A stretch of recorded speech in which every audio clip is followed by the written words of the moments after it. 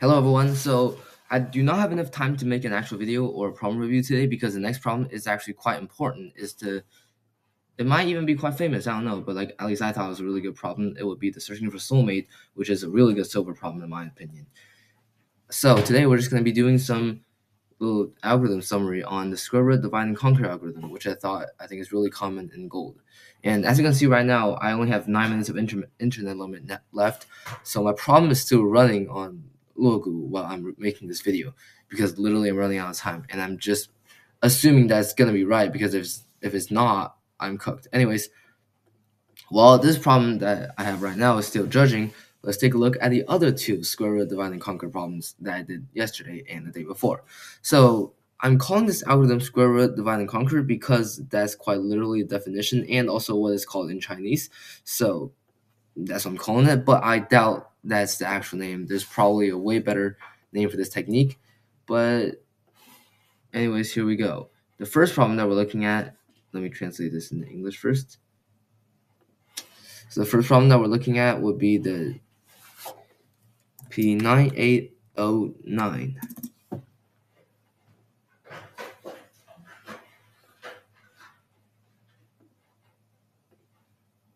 All right.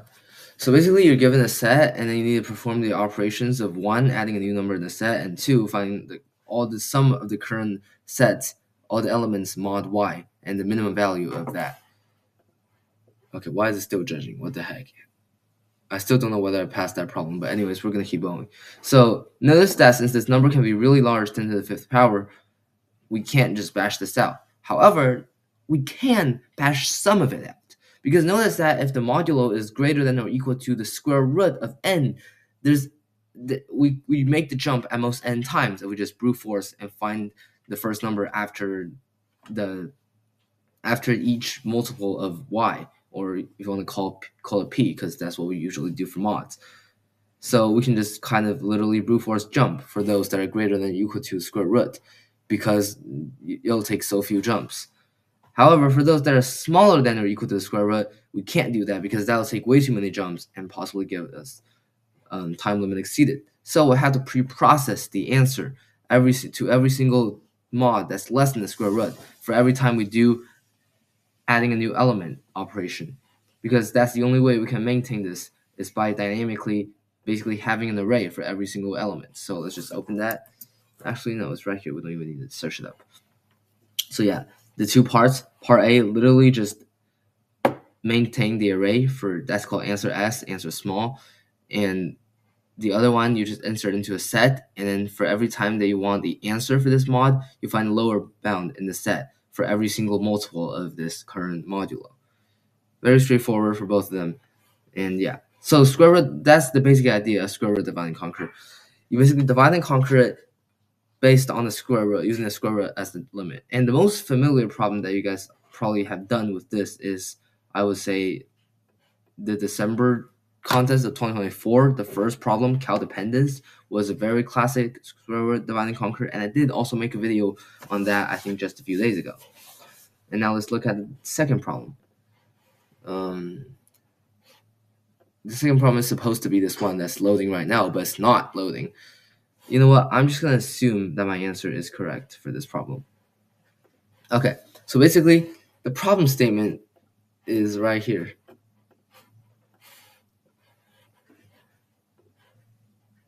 You have an engineer that's stocking supplies, and you basically are given three numbers A, L, and D each time, and every time you want to stock the supplies, starting from A at an interval of D every single time, and stock L of them on each of the intervals A, and each of the spots A plus D, A plus 2D, A plus 3D, all the way to A plus L minus 1 times D.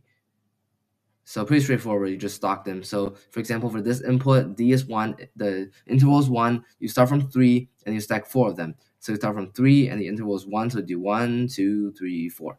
And for the second one, the interval is 3, you stack 3 of them, starting from 2. So that's the second operation is 2, 2, 2, right? The interval is 3, and you stack 3 of them. And same thing for the third operation. Okay, so now how do you do this one? Notice the limit for nk is still 10 to the fifth power. So we still use a similar concept of square root divide and conquer. notice that anything that's greater than or equal to the square root, we can just jump, which is what I did here. Like literally 4 lines of code handles everything that's greater than or equal to the square root. However, for those that are less than or equal to the square root, we have to do this very no, I wouldn't say it like a prefix sum, but it kind of is a prefix sum. We basically find like we make an array that's basically the difference of the answer array that we actually want. For example, at the spot A, we have an extra. Okay, I'm just gonna start over for the second part. So for the parts that are less than or equal to the square root, we can't jump every single time. So we have to pre-process this array. But notice that we only have at most 250 of those that are less than or equal to the square root, which I mean, I'm putting it as 250 so that memory limit doesn't exceed and it's only slightly off from the true square root, which is closer to 300. So 250 is going to be enough. So there's only 250 of those. So we can just make an array for every single one of the 250 smaller mods and create a difference array for every single spot on these 250 arrays. So yeah, that's the function of pre. Answer S is the smaller answer of the two parts. And you just take the prefix sum. There's two major bugs. First of all, I forgot to make sure the subscript is negative, and also I forgot to check whether this is less than or equal to n, because the problem did guarantee a plus l minus 1 times d is less than or equal to n, but it did not guarantee a plus l times d is less than or equal to n. But other than that, I think we should be good, and that's why my submission should be passed by now. Yes, okay, thank goodness. This took way too long. I was planning on to be like a 20-minute solve, turned out to be, I don't know, 40 minutes. Okay, thank you for watching, and I'll see you tomorrow.